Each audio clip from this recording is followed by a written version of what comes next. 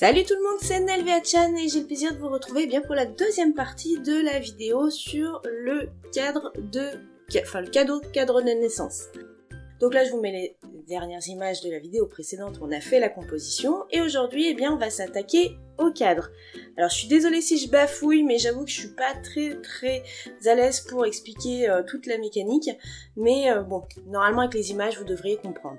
Alors déjà dans du papier cartonné j'ai découpé 4 rectangles, 2 de 18,8 cm par 12 et 2 de 22 cm par 12.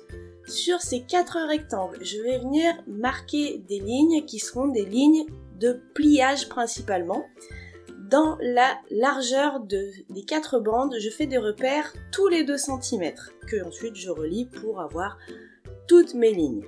Au niveau du papier que j'utilise pour le cadre, c'est du papier donc très cartonné, c'est un craft très cartonné, avec un côté un peu plus naturel et un côté un peu plus marron. Plus il sera cartonné et plus votre cadre sera solide, mais pas trop non plus parce qu'après il va être difficile à plier sans que ça craque, etc. Mais si vous avez des motifs, attention, il faudra bien prendre en compte le sens de motif s'il y en a un pour que ce soit cohérent. Une fois que j'ai tracé toutes mes lignes sur les 4 rectangles, on va laisser les 2 plus petits de 18,8 cm de côté, on les récupérera plus tard, et on va s'attaquer à d'autres marquage sur les 2 de 22 cm. Alors, sur les 2 côtés de la longueur, on va faire un premier marquage à 1,5 cm et un deuxième marquage à partir de ce point 2 cm plus loin. On va ensuite les relier, ce qui va nous faire 2 petits quadrillages de chaque côté de la longueur de mes grands rectangles de 22 cm. Ces quadrillages vont nous aider à déterminer les zones à découper et à retirer pour en ressortir, on va dire, un gabarit qui va nous faire deux des côtés de notre cadre. Je vais hachurer tout ce dont on n'a pas besoin, donc je commence sur la partie gauche. La bande du bas, on va appeler ça des bandes. Du coup, la bande du bas, je retire les 2 petits carrés rectangles à gauche. Sur la deuxième bande, je vais faire un biseau en reliant les points et on va retirer tout ce qui est au-dessus de ce biseau. Ensuite, la troisième bande, pour le moment, on va pas y toucher, on va la garder comme ça. Et on passe directement à la 4e bande où là encore, on va tracer un petit biseau, mais en sens inverse par rapport à la 2e bande. Et on va retirer, pareil, tout ce qui va être sur la gauche de ce biseau. Et on va également hachurer, puisque nous n'en aurons pas besoin, tout ce qui va être à gauche des bandes 5 et 6. Je fais la même chose mais en effet miroir de l'autre côté de la longueur de mon rectangle. On va pouvoir retirer tout ça. Finalement je vais rajouter un petit truc en plus, ça va être pour faciliter l'assemblage final. Sur la première bande où on avait juste retiré les parties gauche et droite, on va venir prolonger le biseau de la 2e bande parce que finalement on va retirer cette petite partie là en plus en biseau sur les 2 côtés. Voilà, ça sera plus facile après pour encastrer les tubes à section carrée. Je fais exactement la même chose sur le 2e rectangle de 22 cm par 12. Et alors, moi là je vais découper mais je vous conseille de faire l'étape de pliage qui viendra après, la faire avant le découpage parce que c'est quand même beaucoup plus simple quand vous avez des rectangles plutôt qu'avec des gabarits. Donc pour la découpe, vous retirez tout ce qui est sur les bords et qui est hachuré. Donc là, il vous suffit de suivre les lignes, il n'y a pas de souci. Bien évidemment, on fait ça sur les 2 rectangles de 22 cm. Et on va venir enlever encore un tout petit truc en plus sur la plus longue bande. On a gardé donc 2 petits rectangles de 1,5 cm plus de chaque côté. Et bien ces 2 petits rectangles, vous venez les biseauter très légèrement avec le ciseau. Alors ce sont pas vraiment des pâtes de collage parce qu'on va pas venir mettre de colle dessus. Néanmoins c'est quand même des pâtes d'assemblage qui permettent d'avoir une plus jolie finition dans les angles du cadre. Voilà, donc je vous disais, ensuite on fait l'étape de pliage, en tout cas de marquage des plis. Donc moi je m'aide d'une planche de rainurage, d'un massicot qui fait planche de rainurage, mais comme il est pas très droit, il est pas très perpendiculaire, on pourrait dire que c'est mes lignes qui sont pas droites, mais comme c'est sur tous mes projets, je pars du principe que c'est le massicot qui est pas perpendiculaire correctement, donc je suis obligée de me repérer à l'œil pour avoir des tracés. Bref, voilà, ma petite galère. Donc j'ai marqué 4 lignes et non pas 5. Je n'ai pas enfoncé, enfin rainuré la dernière ligne qui était sur le grand biseau qui prenait sur 2 bandes. Celle-ci, vous la rainurez pas, il faut la laisser pleine. Sur les petits rectangles de 18,8, parce qu'on les a pas oubliés, pareil, on va rainurer 4 lignes d'affilée et non pas 5. Voilà, je gomme la 5e pour vous montrer que celle-ci, on ne la rainure pas, surtout pas. Voilà. Donc j'ai fait tous mes rainurages pour les bandes de papier cartonné et le découpage pour les 2 plus grandes qui, elles, ont un effet en biseau. Sur l'une des grandes, on va venir mettre le système d'accroche. Ce système d'accroche, moi j'ai choisi une cordelette, donc je vais percer des trous. Donc dans tout notre tracé là qu'on a encore, on a un rectangle à l'intérieur qui fait 15 cm par 2. Dans ce rectangle de 15 cm par 2, alors moi je fais un repère à 1,5 de chaque côté sur la longueur et après un petit repère au milieu à 1 cm. Donc voilà, je détermine l'endroit où je vais venir percer avec ma crocodile 2 trous dans ce papier cartonné. J'utilise une cordelette qui est un peu épaisse, elle fait 4 mm de diamètre, donc forcément je prends les plus gros trous de la crocodile. Néanmoins, si vous voulez mettre une ficelle ou un tout petit cordon très fin, vous pouvez faire un trou plus petit. Et enfin, je vous propose une dernière solution. Si vous voulez mettre un ruban, eh bien vous avez juste à faire des fentes. Ça vous évitera d'avoir les rubans qui sont un peu tordus parce que vous les avez passés dans des trous, alors que dans des fentes, ils vont rester bien droits. Donc moi je mets tout de suite la cordelette, d'ailleurs je vous conseille de la mettre tout de suite. En tout cas votre système d'accroche, ruban, cordon, cordelette, comme vous voulez. Vous le mettez tout de suite parce que après vous n'allez pas pouvoir le mettre une fois qu'on aura assemblé les différents rectangles déjà sur eux-mêmes et puis ensuite ensemble. Donc pour ça, vous faites un premier nœud d'un côté. Alors en fonction de la taille du trou, vous allez peut-être devoir mettre du scotch pour pas que ça bouge. Moi, le nœud étant tellement gros que dans tous les cas, il ne passera pas au travers du trou de la crocodile. Ce n'est pas un problème. Donc voilà. Ensuite, vous passez votre autre côté. Vous déterminez à peu près la longueur. Et là, vous faites un autre nœud avant de couper l'excédent de votre cordon, de votre cordelette, etc.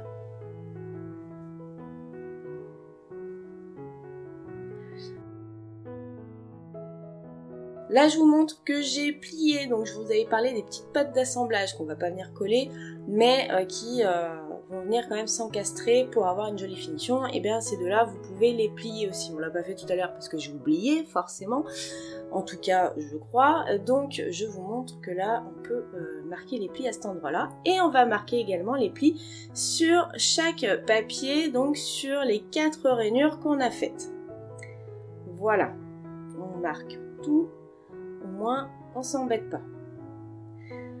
Mais alors maintenant, c'est la partie un peu plus technique. Donc là, sur la face visible de votre papier, la face sur laquelle la face qui sera la déco de votre cadre en fait, pas sur l'intérieur. Sur la première bande pliée, bien sur le bord extérieur du rectangle intégral, on met de l'adhésif. Alors, 2 conseils. D'une, un adhésif qui fait pas plus de 1 cm d'épaisseur. Moi ici c'est du score tape qui fait 1 cm. Et parce que moi après je l'ai vu, je vous conseille de pas trop le mettre sur les 2 bords de la longueur là. Essayez de garder 3-4 mm de jeu. Alors on rabat ça pour avoir un tube à section carrée et comme vous avez pu le voir, on peut insérer du coup un papier qui vient se glisser et qui va venir jusqu'à l'endroit où il y a le score tape, enfin jusqu'à l'endroit où il y a l'adhésif en fait, les 1 cm.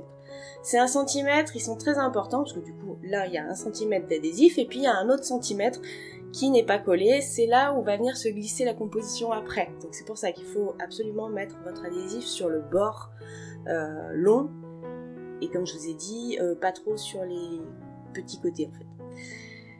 Voilà, donc je fais pareil, je fais mes tubes à section carrée avec les gabarits qu'on a découpés sur la longueur de 22 cm. Et là je vous montre, donc en fait ils viennent s'encastrer. Donc vous avez la pâte d'assemblage qui vient à l'intérieur du tube carré et vous avez donc le biseau qui vient à l'intérieur, qui vient se glisser donc sous ou dans le tube à section carré droit. Enfin vous allez voir quand vous allez le manipuler, ça se verra tout de suite. Je marque vite fait le biseau sur les tubes à section carré droit pour pouvoir y mettre un petit bout d'adhésif pour aider à fixer un peu. Très franchement, une fois sur deux, il prend pas, même si le Score Tape qui est un très très bon adhésif, même avec de la colle sur un ancien cadre, j'ai mis de la colle, j'ai mis plein de trucs. Très franchement, ça prend pas parce qu'en fait le papier reste relativement souple quand même et du coup ça se décolle. Voilà. Mais bon, par sécurité, je le mets quand même. Ensuite, comme vous le voyez, je rajoute une bande d'adhésif sur les languettes de 2 cm qui dépassent finalement de nos tubes. Parce que du coup, ces languettes-là, elles vont d'une nous permettre de fixer la composition à l'intérieur, et de deux, elles vont aider à fixer également les tubes entre eux. Donc je prends un premier tube droit, je lui enlève les 2 petits bouts sur les angles, et puis je commence à décoller mon adhésif double face, mais j'enlève pas tout parce que du coup je vais garder une certaine maniabilité pour ensuite mettre la composition dedans. Si vous enlevez tout, vous allez avoir du mal à glisser la composition dedans d'une, et de deux, une fois qu'elle sera collée, et parce que c'est dans 95% des cas ce qui va arriver, si elle se colle alors que vous n'avez pas fini de l'encastrer, vous allez galérer d'une pour la retirer, et de deux, vous avez grande chance que ça la déchire ou je ne sais quoi. Donc c'est pour ça qu'il ne faut pas enlever tout. Ensuite, donc on glisse la composition qui a été retaillée, je vous le dis, parce que j'en avais parlé dans la première vidéo, je m'étais gourée sur les dimensions quand j'ai fait ma composition, mon papier était beaucoup trop grand. J'ai retaillé ce papier de composition à 17 cm par 17 cm. Ça nous fait la visibilité 15 cm par 15 et un tout autour 1 cm de supplément qui correspond à ce centimètre qu'on vient encastrer dans le cadre. Le petit centimètre de jeu qu'on a. Voilà, donc ensuite, une fois qu'on a fait le premier angle avec 2 morceaux de tube, eh bien on vient glisser donc la composition à l'intérieur. Une fois qu'elle est bien positionnée, qu'on est ok sur le fait que tout est droit, à ce moment-là, on vient rajouter les 2 tubes supplémentaires.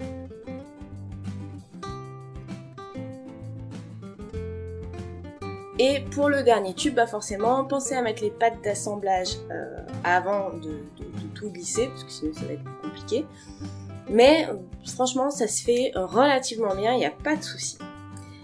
Ensuite, une fois que tous vos angles sont bien posés, comme on a retiré un petit peu, mais pas complètement, nos adhésifs derrière, on a les languettes qui dépassent, il suffit donc de tirer dessus.